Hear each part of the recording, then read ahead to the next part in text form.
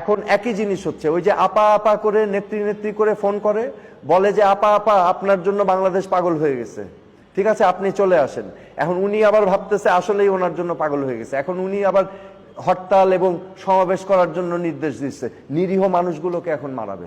এবং তাই তো হচ্ছে, দেখেন নাই এখন কি হলো 32 নম্বরে কি হবে। এখন নেতাকর্মী একটাও তো ঘরে থাকতে পারবে না, তো এখন নিরীহ মানুষগুলোকে ঠেলে দিচ্ছে নির্যাতন অত্যাচারে।